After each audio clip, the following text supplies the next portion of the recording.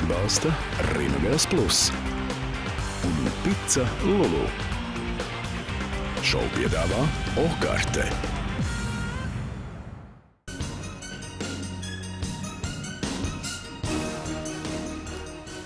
Nedaudz aizrunājāmies ar Tomu. Viņam tiešām interesants stāsts par to, kā ir izveidojusies grupa un ko katrs ir spēlējis. Uz veselību kašēra.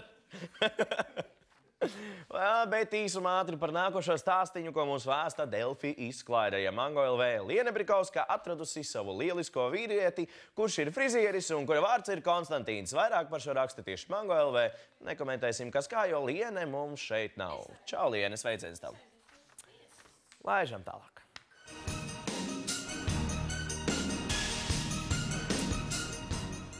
Dīdzim Bordo jauna dziesma ar bijušo draudzeni. Es neko daudz par to dziesmu nezinu, bet mums te ir viens cilvēciņš, kas bijis klāt brīdī, kad tapusi dziesma. Kašar? Nu, čau. Sveicināts. Nu, čau, Kašar. Nu, klausies, nu izstāsti tur Dīdzim ar Māju ir dziesma. Mūzikas autors Jānis Uņģis un tekstu radījusi pati Māja. Nu, kāda tā dziesma ir? Nu, es varu pateikt, ka patiesībā pirmās šīs dziesmas liriskās notis un liriskie vārdi radās pirms vairākiem gadiem, kad mēs dzīvojam uz Brīvības ielas un bija tāds Ziemassvētku laiks un tad arī sniega lielām kuplām sniega pārslām. Es atceros, mēs visi trīs stāvējām pie loga un dziedājām šo dziesmu un skatījāmies uz Dailes teātru un tās sniega pārslas krita un bija tāds ārprāts perfekts mirklis, perfekts moments, perfekts dzīves tāds. Tiešām dzīves tāds baudījums un tas skaistums. Un patiesībā šī dziesma ir ļoti skaista. Un vienmēr, kad es viņu dzirdu, un man ir patiesi prieks, ka viņi beidzot ir izdomājuši viņu ierakstīt. Un cik es sapratu, ir arī ierakstīt šī dziesma. Šī dziesma tiešām ir... Šī dziesma tiešām ir ļoti silta un mīlestības pilna. Un man ir patiesi prieks, ka viņi to ir ierakstījuši, jo šī dziesma tiešām man asociējas ar Ziemassvētkiem, un vienmēr man ir gribējies... No, pa vēlu? Varbūt ir nedaudz pa vēlu, bet, kā mēs zinām, sniedziņš ir ārā un ziema ir ārā, un nekad nav par vēlu, jo arī vasarā var klausīties ziemas dziesmas, kāpēc, ka ne, un ziemā var klausīties vasaras dziesmas, kā mēs to daram, vai ne? Jā, Mārta te čuks, ka viņa jau ziemā bijusi par radio. Es vispār neesmu dzirdējis. Jau bija jau decembrī, viss kārtībā, kas varēja projām. Tu neesi dzirdējis, aiziet noklausīt to dziesmu. I gotta go.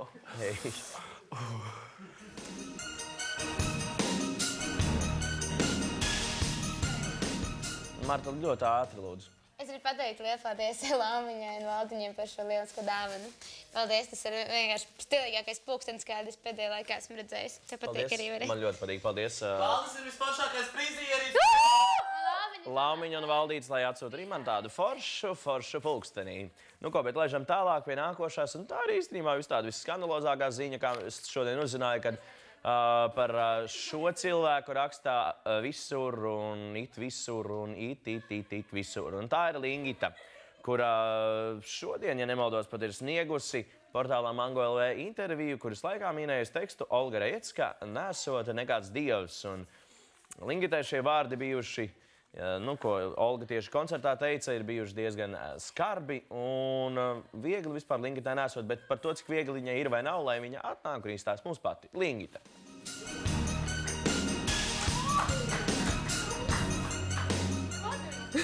Labvakar. Čau, jā.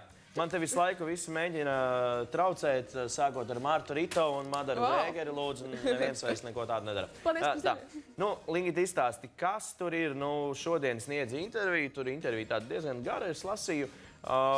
Noteikti ieiet Mango LV un izlasat to interviju. Nu, kā ir par to Olgu? Nu, kāpēc tāds izcelt tāda rindkopa, kad Olga Rejecka nav nekāds dievs? Nu, kāpēc? Nu, tā. Tas baigs skaidri tā izklausās. Nē, tāpēc, kad Olga Rejecka pateica to, ka es nekad nebūšu nekāda dziedātāja un ka man nesanāks un tā. Un tad man ir jautājums, nu kā viņi to var zināt, jo viņi nav dievs un es ticu, ka ar spēku un ar ļoti lielu gribu un centību un darbu var izdarīt to. Man ir visu laiku galvā tāds jautājums.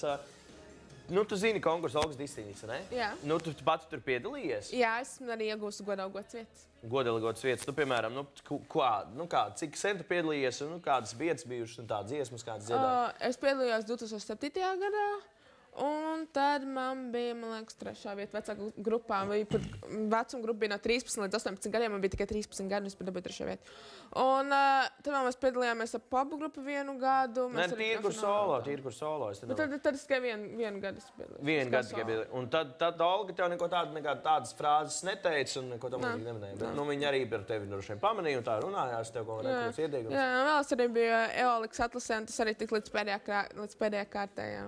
Arī līdz pēdējai kārtai, jā, bet redz, kā viņai tāds šokējošs viedoklis pēkšņi. Nu, es vēl lasīju rakstā, kad tev nesot viegli ar mums dzīvot, un tā, kad īsti nesot savas kompānijas. Nu, kāpēc tā tu domā?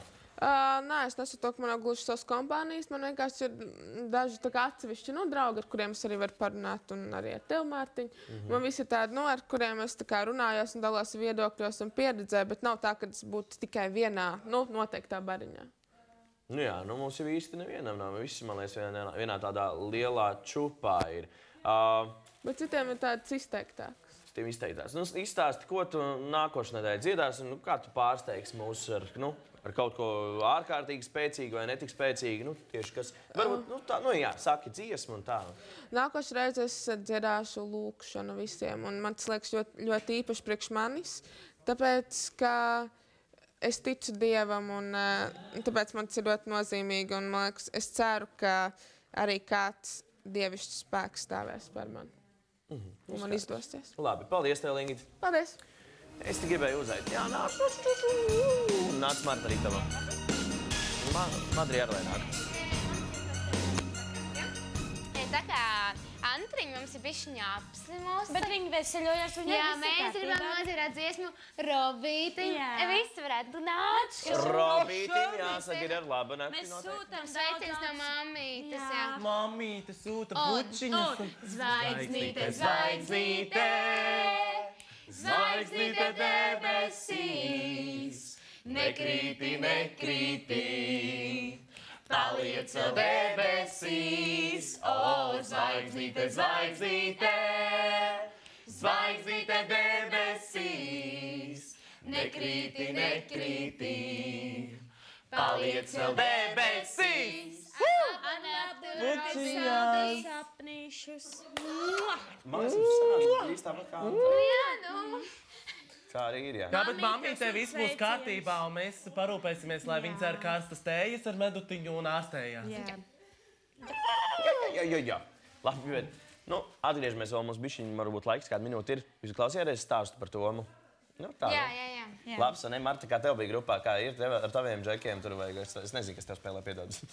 Kāds maisādes, tikai zinu. Bija tā, kad es atnācu uz 10. klasi, un viņi jau tā kā bija nokomplektējušies pirms tam jau 9. klasē. Un tu izēdi kaut kādu soli strādā? Nē, es neizēdu. Tur nebija tā, ka vienkārši bija skolas ansamblis, kur spēlēja, bet mēs uztaisījām tiešām grupu. Un bija, zin kā, visās skolas vokāla instrumentāls ansamblis. Jā, protams. Un arī mums bija tāpatas. Un tad vienkārši, no sākuma mēs bijām 2 meitenes, tad tā meitene pabeidz 12. klasi, es gāju 10. Un līdz ar to pēc tam mēs izveidojām grupu. Jā. Un tad nebija cilvēki, kas kā Tomā tur jau spēlē flautu? Nē, bija bundzinieks, kas ļoti labi arī spēlē ģitāru un basu. Pašmācības ceļā visur iemācījies, ļoti talantīgs cilvēks. Un ģitārists mācījies arī pie ģitāristiem, un basģitārists mācījies pie Muravējiem, man liekas, arī papildus. Nebija neviens spēlējis tur blokflautiņu. Es starp citu agrāk spēlēju blokflautu, un es kaut ko tādu. Blokflauta, ieņemam lielo zāli ātri, mums jau sen aizgāja galva. Atbalsta Rīmagās Plus un Pizza Lulu. Šovu piedāvā Okarte.